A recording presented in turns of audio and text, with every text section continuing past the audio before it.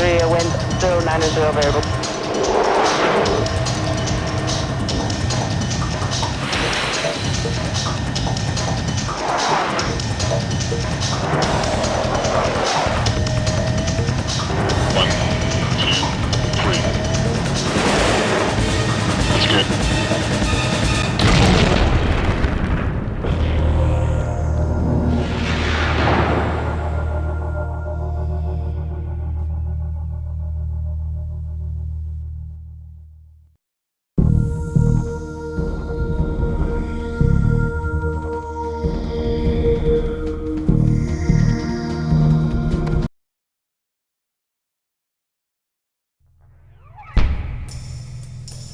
Lockheed Martin proudly presents the F-16 Fighting Falcon, the Western world's most popular fighter.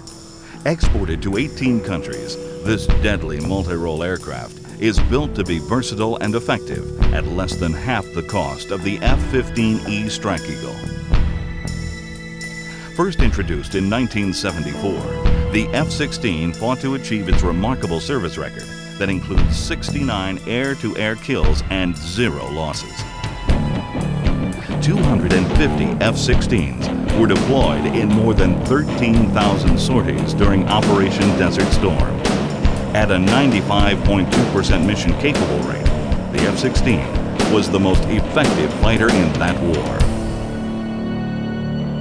Powered by a 29,000-pound class engine, the F-16 produces exceptionally high thrust-to-weight efficiency. With afterburners engaged at 40,000 feet, it can reach speeds in excess of 1,300 miles per hour. The unique design of its blended wing body provides the F-16 with superior lift and roll rates. The single-piece bubble canopy of the F-16C gives its pilot incomparable visual awareness, a critical advantage in dogfights. For night missions, the F-16 has a low-altitude navigation and targeting infrared for night system, or lantern. This unique feature incorporates terrain-following radar and a forward-looking infrared pod to make the F-16 a highly capable all-weather night fighter. Evolved to be the premier multi-role fighter, the F-16 eliminates the need for many different single-purpose aircraft. Its 9 stations are capable of holding today's most sophisticated ordnance, including the AIM-120 AMRAAM air-to-air missile, the AGM-88 HARM anti-radar missile, and the AGM-84A Harpoon anti-ship missile. In addition, the F-16 delivers free-falling and guided munitions with pinpoint accuracy. High-speed agility, superior endurance, versatile mission profile. The Lockheed Martin F-16 is the most sought-after fighter, protecting the Western world.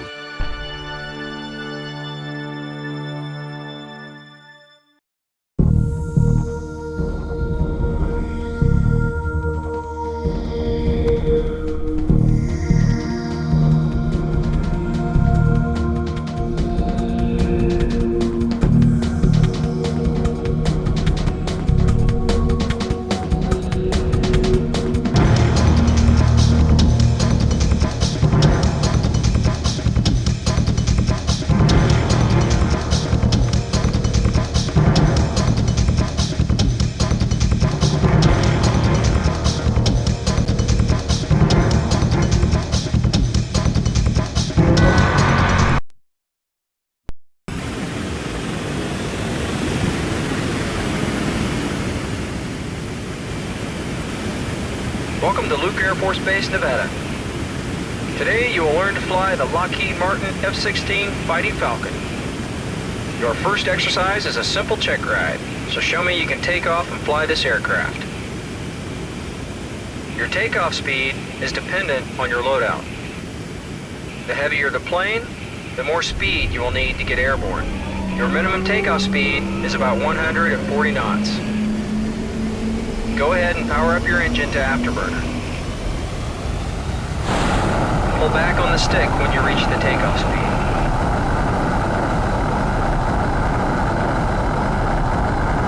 Level off at about 12,000 feet and proceed to your first steer point.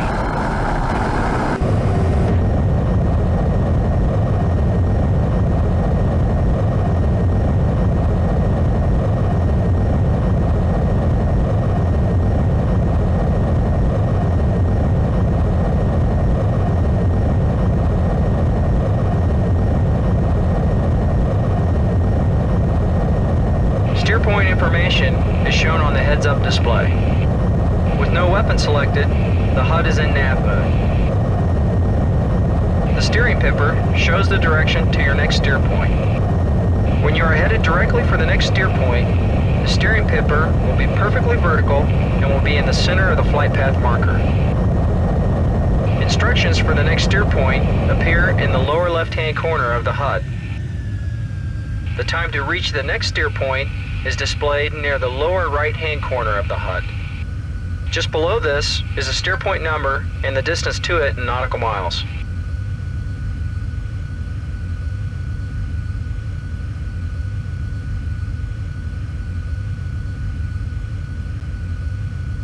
Flight information is displayed near the center of the HUD. The flight path marker and pitch ladder show your position relative to the ground. The small circle is the flight path marker. The pitch ladder indicates the angle of the F-16's nose. Numbers with solid lines indicate the pitch above the horizon. Numbers with dashed lines indicate a pitch below the horizon.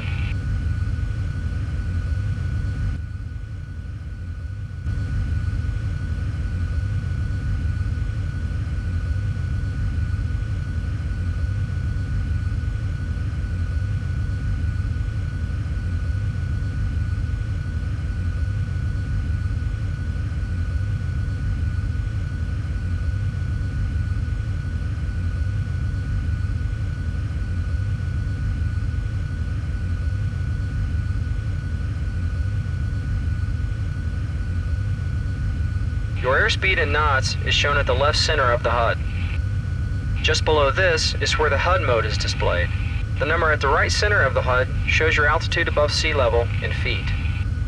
The number just below that is your altitude above ground level in feet. Make sure you always know how much room you have to maneuver. The F-16 is also equipped with the lantern system. This allows the F-16 to operate in total darkness or in all weather conditions. When activated, the lantern pod illuminates the HUD with an infrared image of the forward terrain.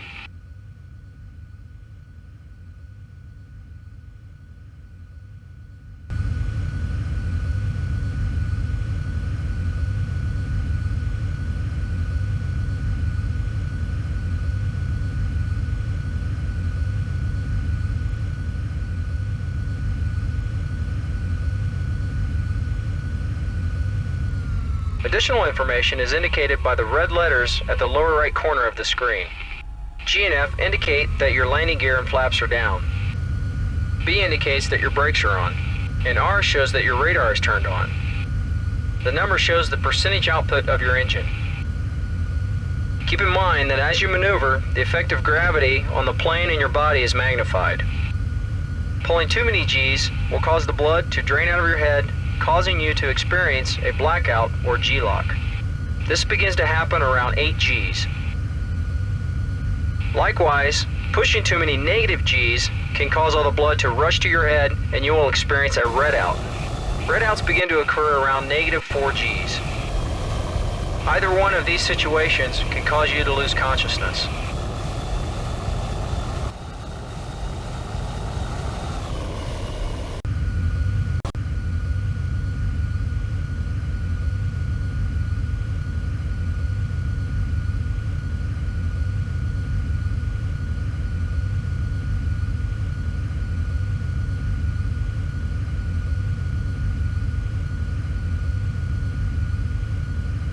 Continue on to the next steer point.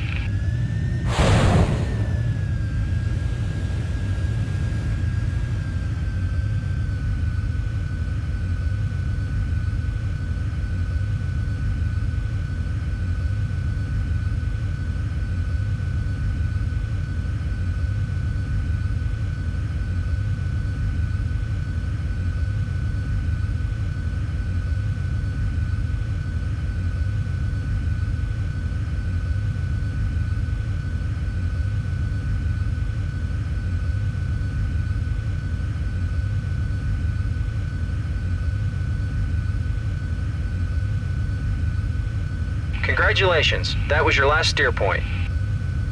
You have successfully completed your first training mission. Your next mission will teach you to land the airplane.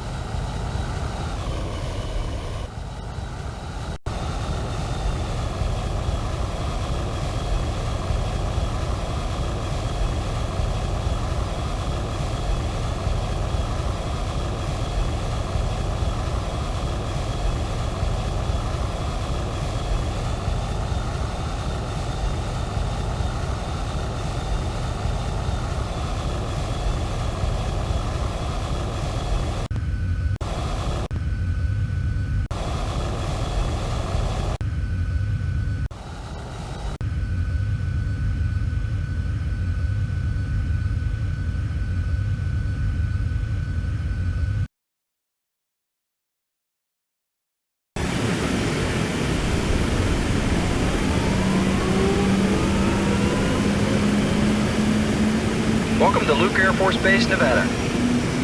Today you will learn to fly the Lockheed Martin F-16 Fighting Falcon. Your first exercise is a simple check ride, so show me you can take off and fly this aircraft.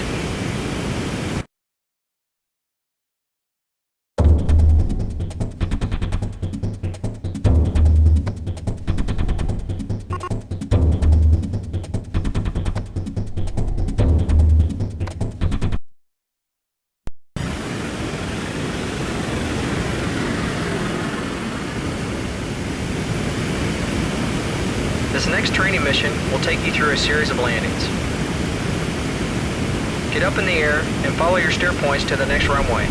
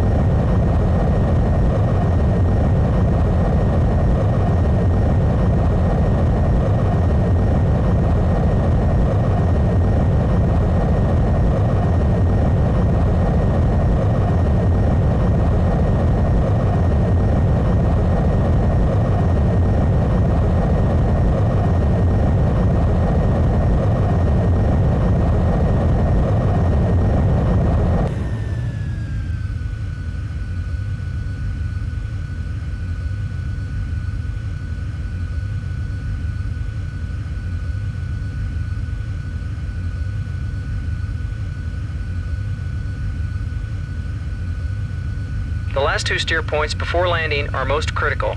These are the initial and final approach markers. Approach the initial steer point at an altitude of about 5,000 feet above ground level. Your airspeed should be around 400 knots. Use the landing approach setting to set engine power to 70%. After reaching this steer point, continue to descend as you head toward the final approach steer point.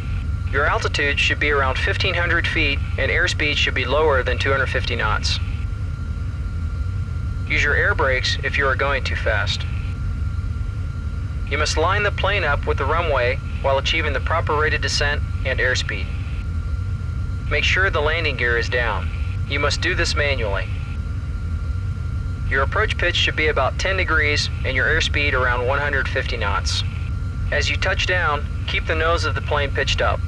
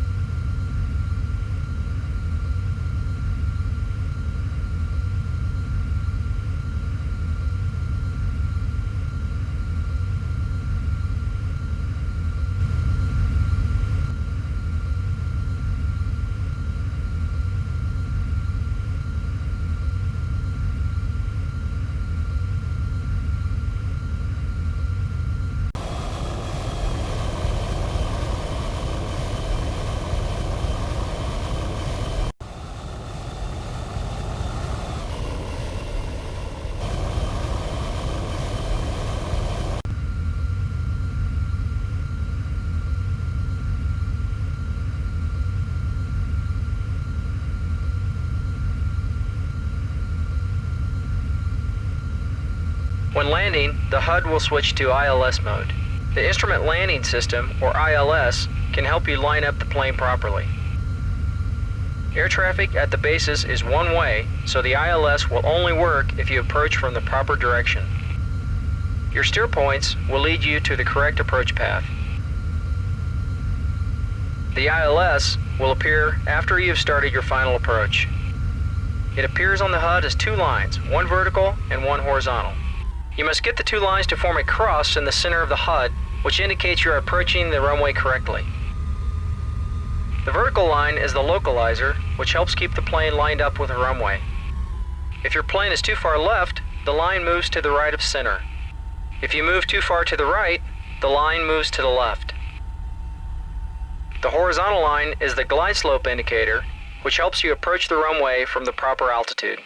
If you're approaching too high, the line will appear below the center of the HUD. If you are too low, it will appear above the HUD center point. When you are approaching the runway correctly, the lines will form a cross in the center of the HUD.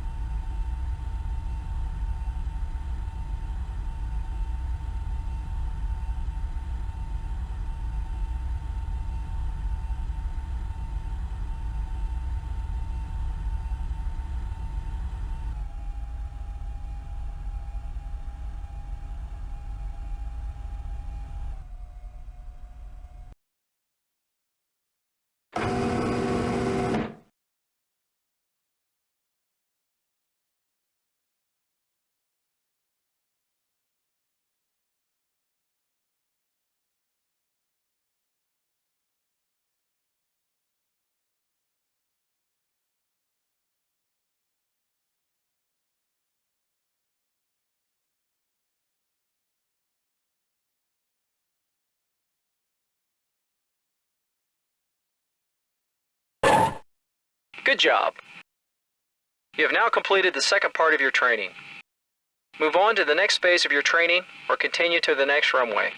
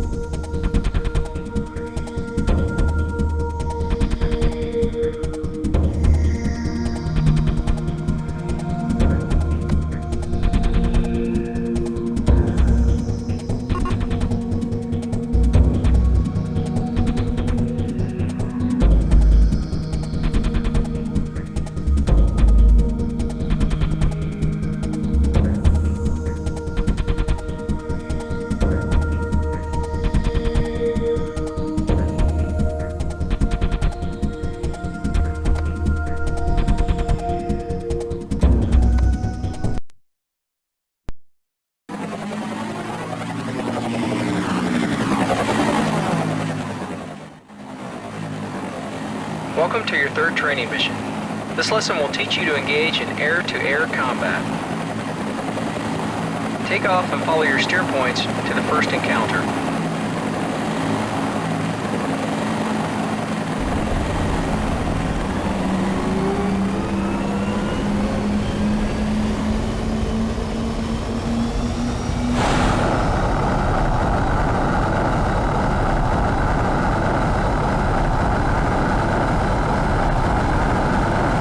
Weapons available for air-to-air combat.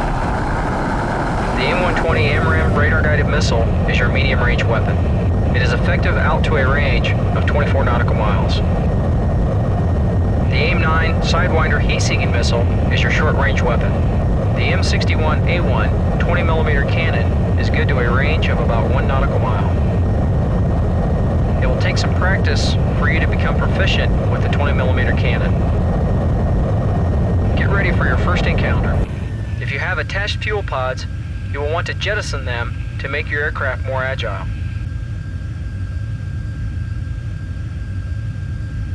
Looks like some MiG-27s. Use your AMRAAMs to take them out.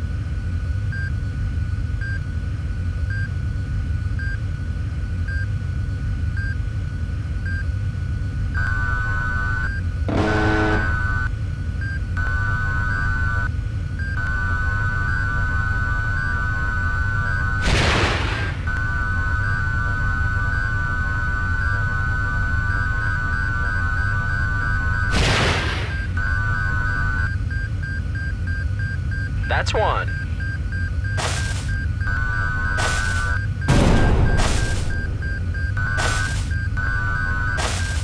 Uh-oh.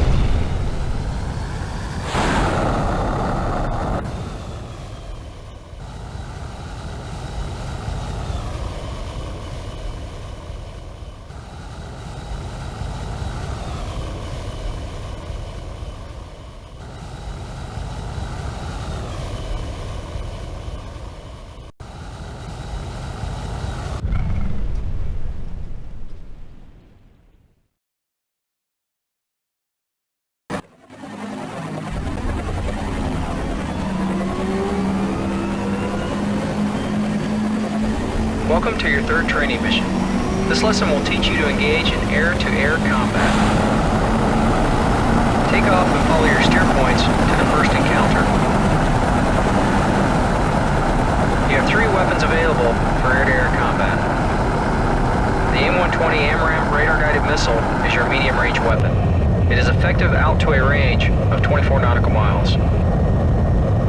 The AIM-9 Sidewinder heat-seeking missile is your short-range weapon. The M61A1 20mm cannon is good to a range of about 1 nautical mile. It will take some practice for you to become proficient with the 20mm cannon. Get ready for your first encounter. If you have attached fuel pods, you will want to jettison them to make your aircraft more agile.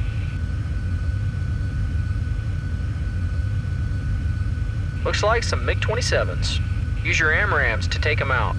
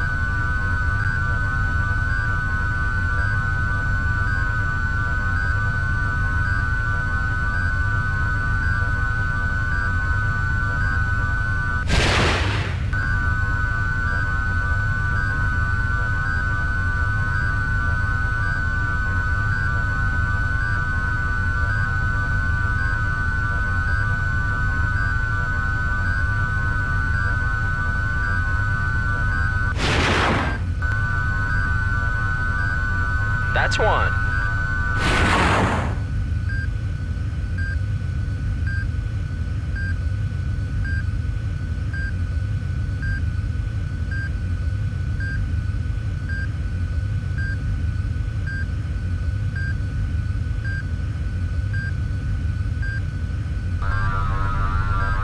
That's two.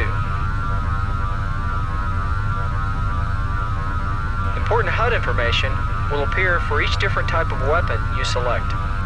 When you select a weapon, the number available and the type are displayed in the lower left-hand corner of the HUD.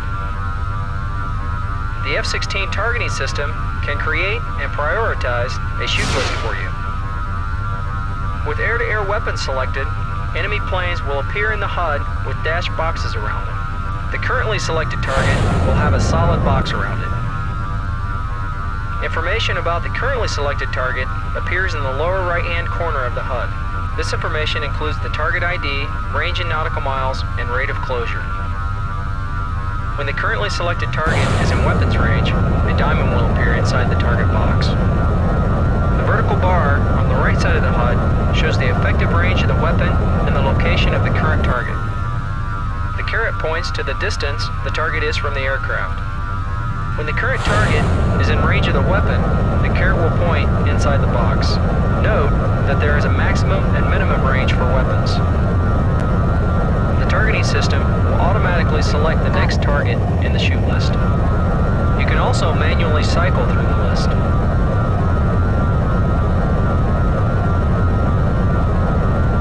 Here's your next encounter. Use your Sidewinder